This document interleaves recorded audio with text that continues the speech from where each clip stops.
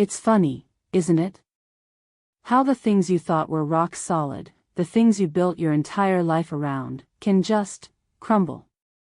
One minute, you're picturing a future, designing centerpieces, choosing a first dance song. The next, you're standing in a sea of silent, gaping faces, the only sound the frantic hammering of your own heart. And you realize everything was a lie.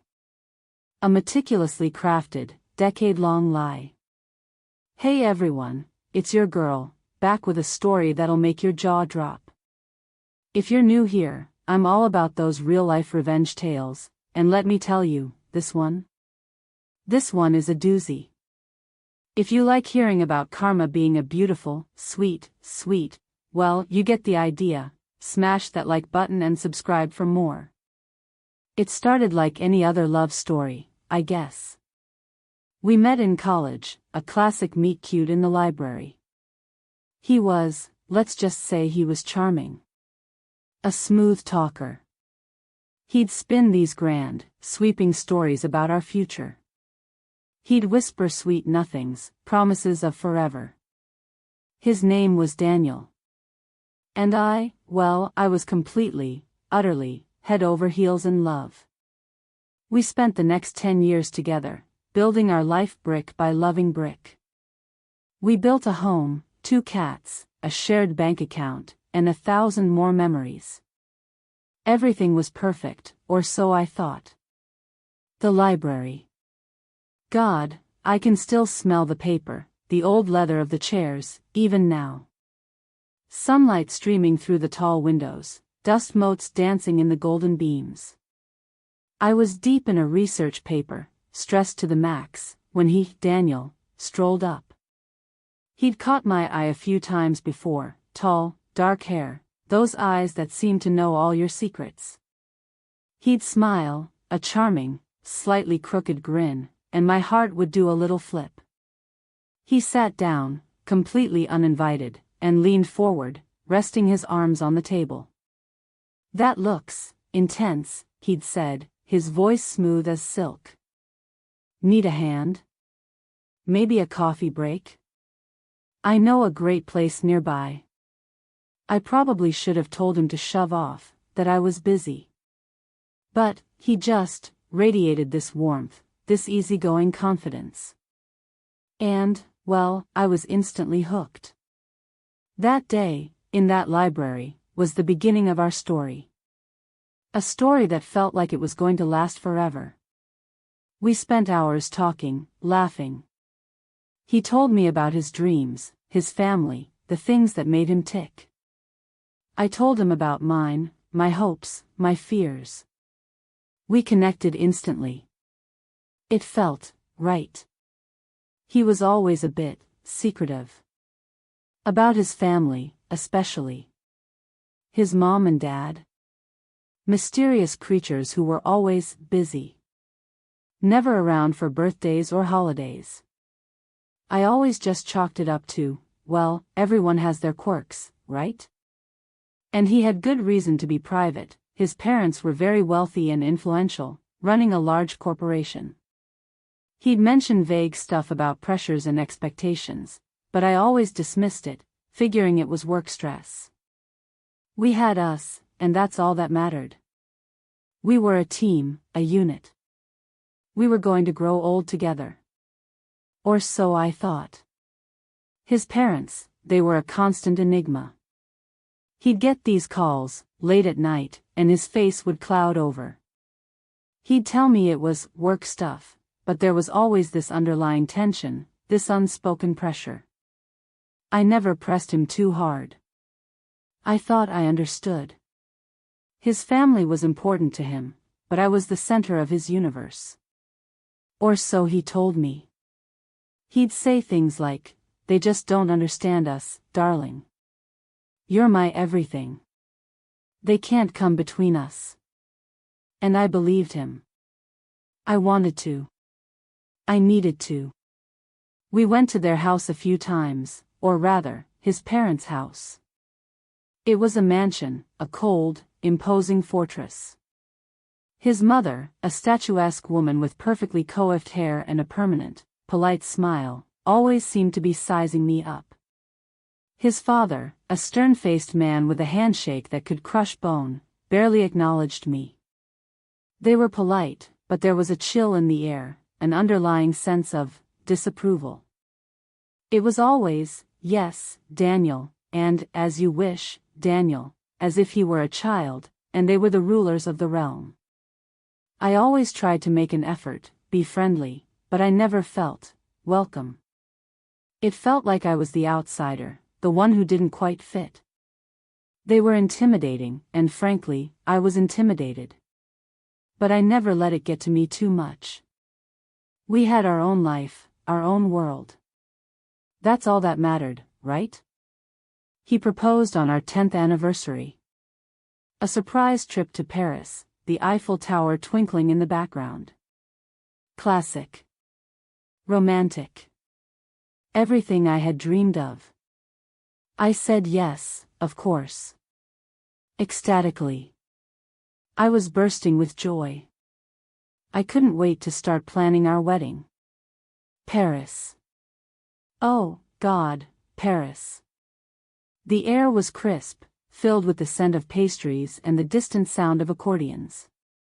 We strolled along the Seine, hand in hand, the setting sun painting the sky in shades of orange and pink. The Eiffel Tower, a shimmering beacon of light, its silhouette etched against the darkening sky. He led me to a secluded spot, got down on one knee, and pulled out a ring. It was perfect, a delicate diamond that caught the light and sparkled like 1,000 tiny stars. 10 years, he'd said, his voice thick with emotion. 10 years of laughter, love, and building a life with the most amazing woman in the world. You're my best friend, my confidant, the love of my life. Will you marry me? Tears streamed down my face. I could barely breathe. Yes. Yes, 1,000 times yes. I remember the weight of the ring on my finger, the warmth of his embrace, the way the world seemed to tilt on its axis with pure joy. It was the beginning of our forever, or so I believed. The planning started, and I dove in head first. I'm a details person. I love a good spreadsheet. The venue was booked, the dress ordered, the invitation sent. And throughout all of this, Daniel seemed different. Distant.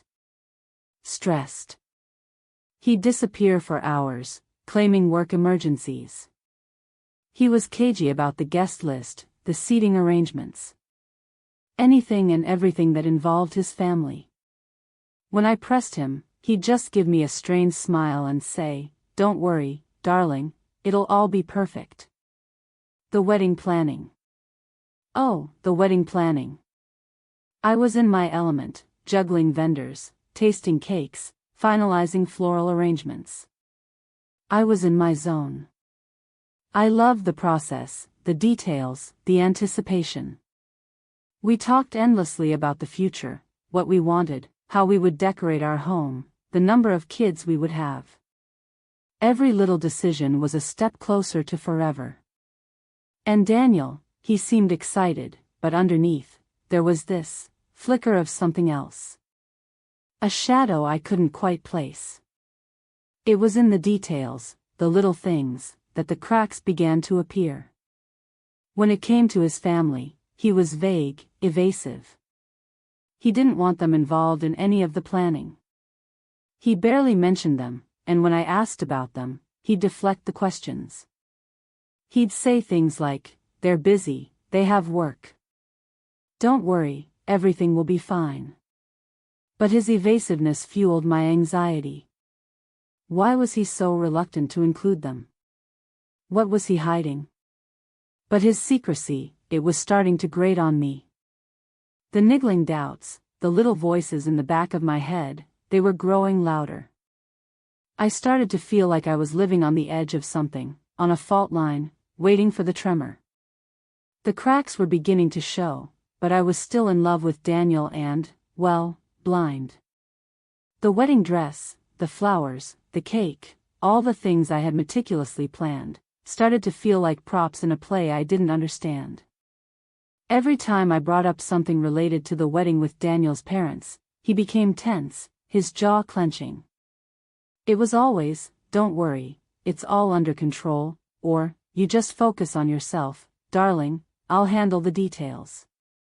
It was infuriating, and the more he brushed me off, the more I started to feel like I was losing control. We had a pre-wedding brunch a week before the big day. His parents were finally in attendance. At least, I thought it was his parents. The man was gruff, to put it mildly. The woman, polished, icy, and never looked me directly in the eyes. They barely acknowledged me. They were polite, but I could feel their disapproval radiating from across the table. It was uncomfortable. I brushed it off. Just a family thing. We would be okay. The brunch. The air in the restaurant was thick with pre-wedding jitters, the clinking of glasses, and strained smiles. Daniel's parents. Finally.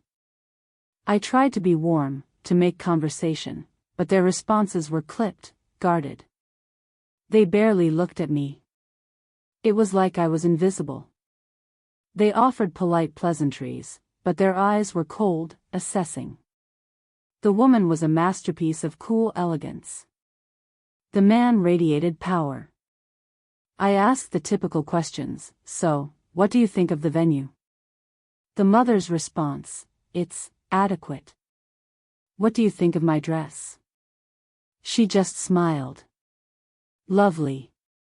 It felt forced, as if they were just going through the motions. Daniel tried to smooth things over, but I could see the tension in his face.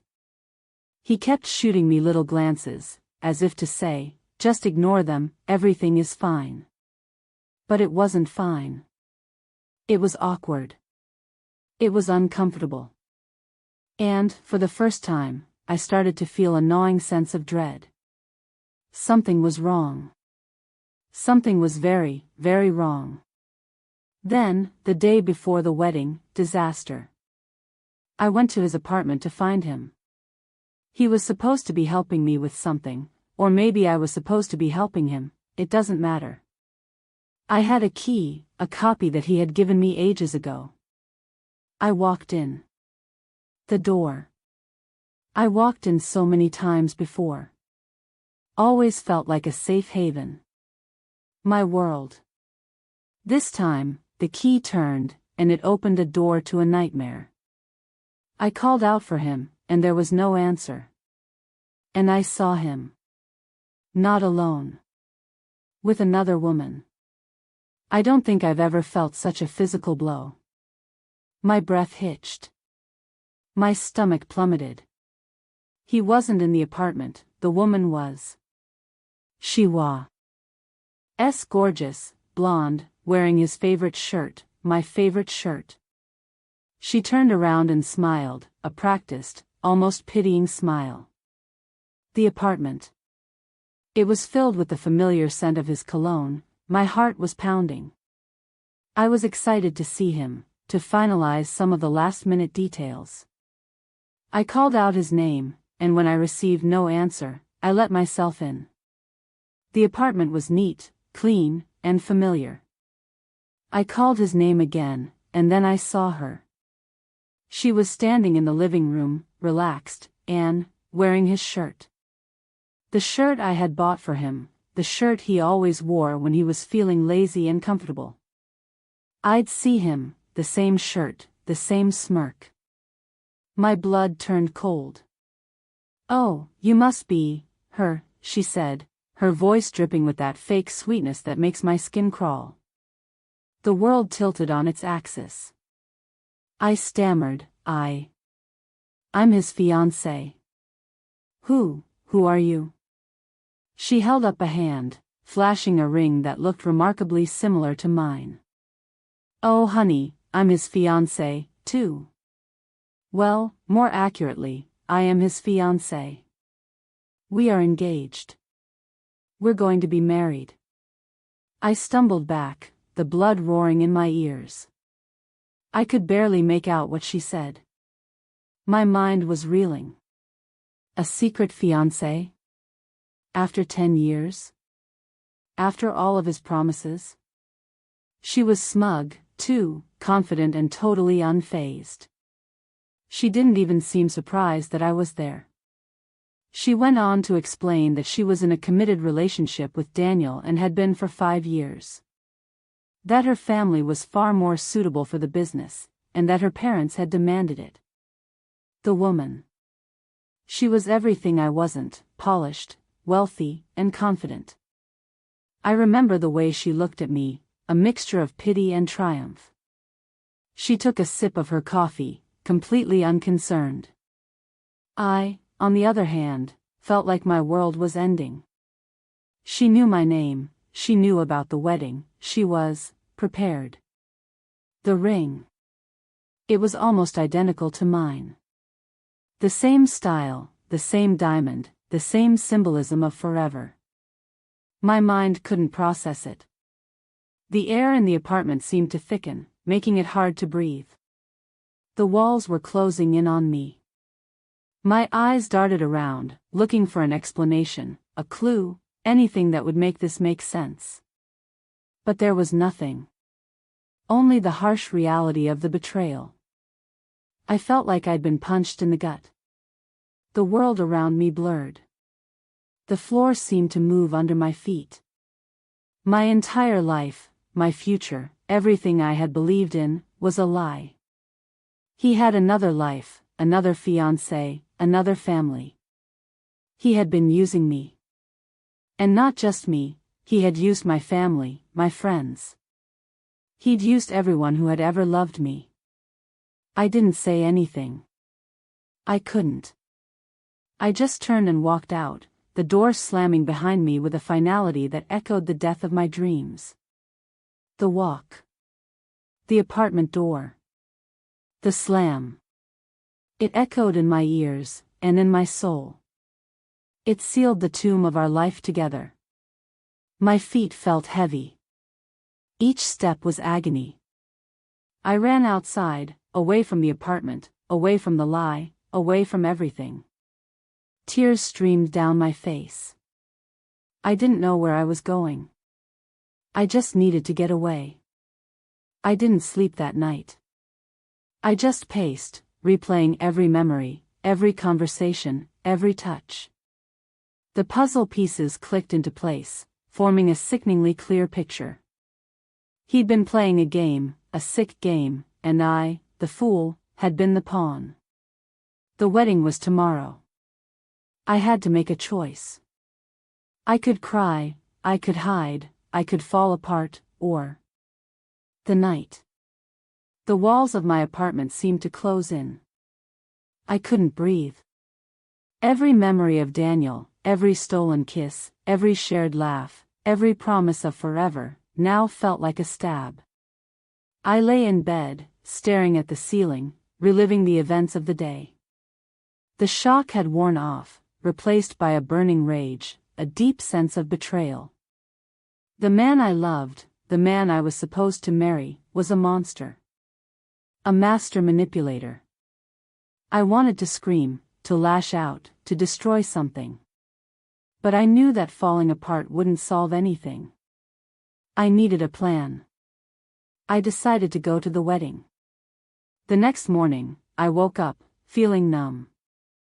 I called my best friend, Sarah, and told her everything. She was, predictably, furious.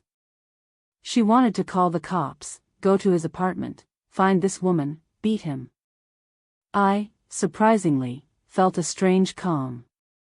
Maybe it was the shock, maybe it was the knowledge that I was about to do something I knew would shatter Daniel's world, but I was determined. The morning. The first rays of sunlight streamed through my window, illuminating the dust motes dancing in the air. My body ached, my eyes were swollen, my heart heavy.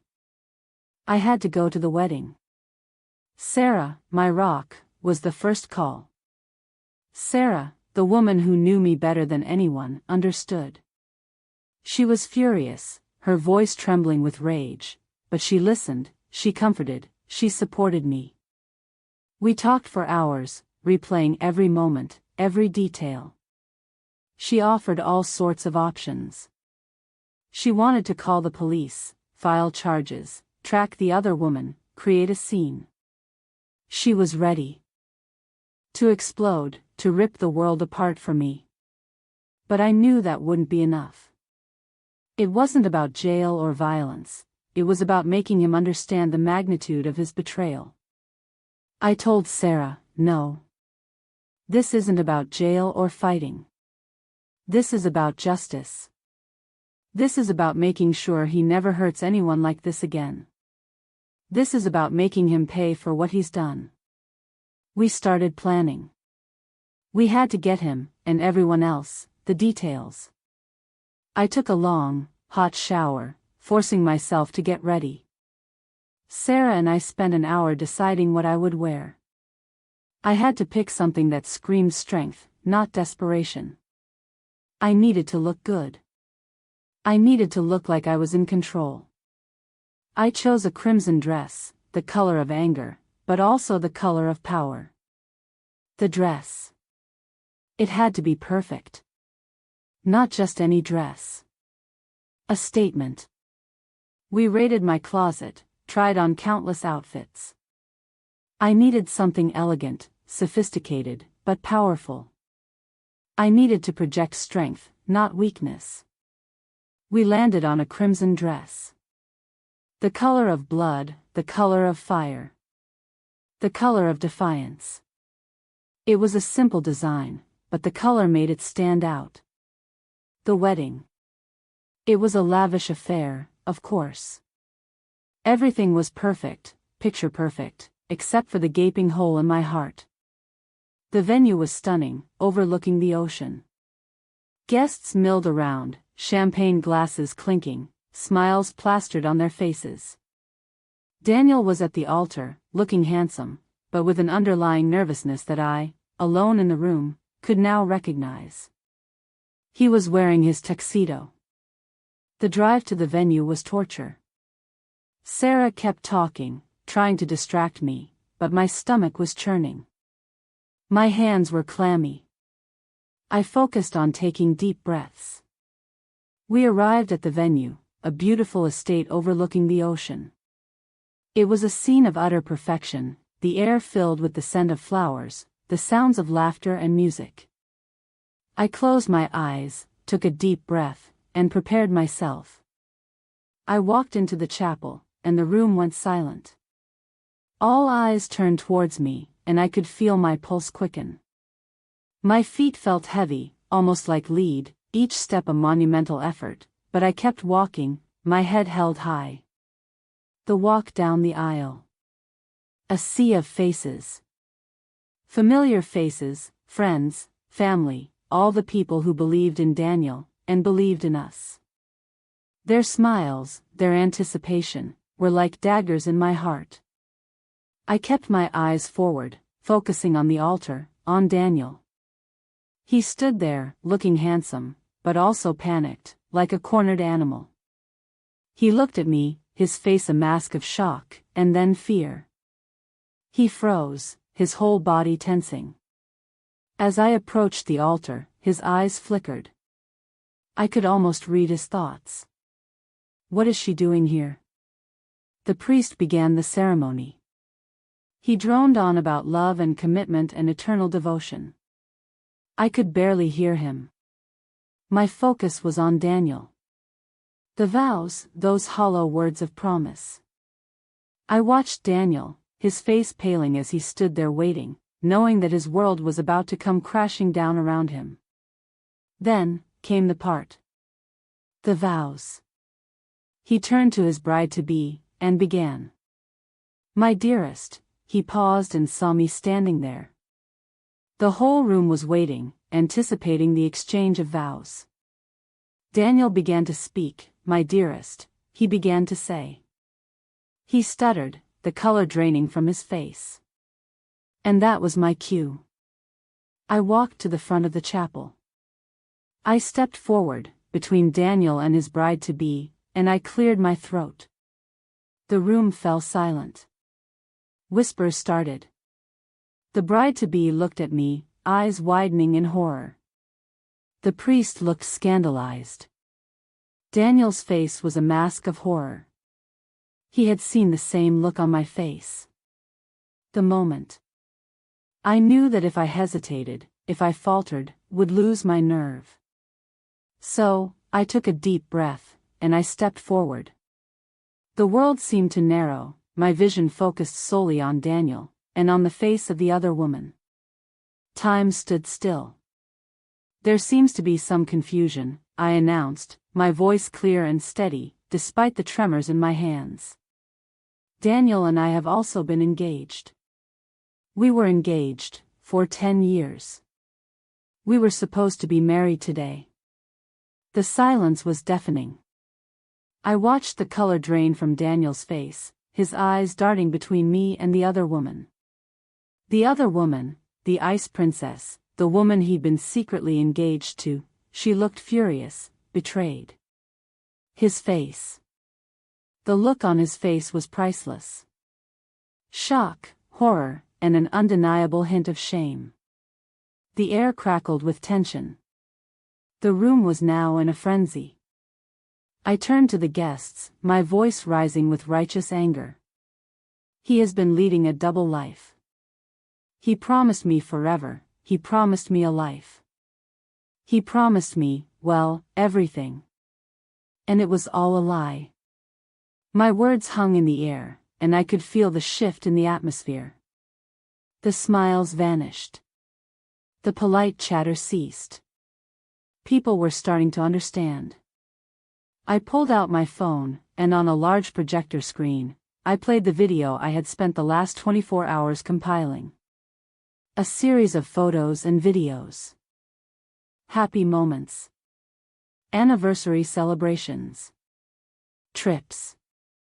All those years. All the moments that should have been real, now exposed as a carefully constructed charade. Then I showed the texts. The secret emails. The evidence of his infidelity. The life he was trying to build, and how he was planning to keep us all a secret. Then, the photos of him and the other woman, embracing, laughing, looking every bit as in love as he claimed to be with me. The screen. The presentation. Hours of compilation. I'd gathered evidence, and I used it all. Moments of joy, intimate messages. Photos of Daniel and the other woman. Each picture, each video, was a blow to his carefully constructed facade. The murmurs of disbelief turned into gasps, and then into a chorus of stunned silence. The bride-to-be started sobbing. Her entire face turned a deep shade of red. She turned on Daniel, screaming at him in a language I didn't understand, but I knew exactly what she was saying. It was a beautiful moment of communal outrage. Her reaction. The other woman. She was furious, betrayed, and completely unhinged. Her perfect composure crumbled, and she turned on Daniel, screaming and cursing him. The Ice Princess had finally cracked. Daniel just stood there, frozen, his face a mask of shame and terror. He tried to speak, but no words came out. He looked like a condemned man. The man I thought I knew. The man I loved for 10 years. The man who promised me forever. I wasn't finished. I turned to the assembled guests and addressed them. And this, my friends, is the man you've all been celebrating, the man you thought you knew. He's not worthy of the love he claims to possess. He's not worthy of the life we build with him. He's a liar, a cheat, and a coward. The crowd was with me. They were stunned. They were angry. They were disgusted. Then, I turned to him, my eyes burning with a cold fury. You wanted a wife, Daniel? Well, congratulations. You have two. Or maybe none. Because, after everything that's been said today, I wouldn't wish the both of you on my worst enemy. The final words. I delivered them with a force, leaving no room for doubt or debate. I turned and walked away, leaving the wreckage of his life behind me. The room was in chaos. Guests were shouting, the bride-to-be was hysterically crying, and Daniel, the man who had promised me forever, the man who had betrayed me so completely, was left standing alone at the altar. The exit. Each step was a victory. I didn't wait for a reaction. I didn't need to. I knew I had delivered my revenge, and that it was perfect. The aftermath. It was what I needed. I walked out of the chapel, my head held high, my shoulders back. I heard Sarah and other friends yelling my name, running to me. They knew. I had an army. Sarah wrapped her arms around me. You did it. You absolutely destroyed him. We're friends for life. I smiled, a genuine smile this time. Yes, I did. The celebration began. The next few weeks were a blur of legal paperwork, emotional support, and the overwhelming feeling of relief. Daniel tried to reach me, of course, but I blocked his calls, his emails, every avenue of communication. I cut him out of my life completely. The silence was golden. I focused on myself, on healing, on rebuilding. I started therapy, I went on a trip with Sarah. I rediscovered my hobbies, spent time with my family. It wasn't easy. The pain was still there, but it was no longer a paralyzing force. I was moving forward. The rebuilding. It was one of the most challenging, but also the most rewarding, journeys of my life. I spent time with those who loved me. I heard from a friend that the other fiancé broke up with Daniel shortly after the wedding. Funny, right? They said the wedding was a disaster, that his parents were furious, and that his family basically disowned him. Turns out the money Daniel had was, or rather, was supposed to be a part of the arrangement. I'm sure he's miserable. It was all about the money. It was all about status. And as for me, I'm thriving. I'm stronger, wiser, and more resilient than ever before. I've learned that even though someone can lie and break your heart, you have to be good to yourself. I'm dating someone now. It's new, but it's different. It's real. I'm going to be okay. The future. It's bright. So, there you have it, folks. A story of heartbreak, betrayal, and ultimately, sweet, sweet revenge. What do you think of Daniel's reaction? Do you think he deserved it? Or do you think I went too far? Let me know in the comments below. I love hearing your thoughts. And remember to like and subscribe for more real-life revenge stories. Because sometimes, karma is a beautiful thing.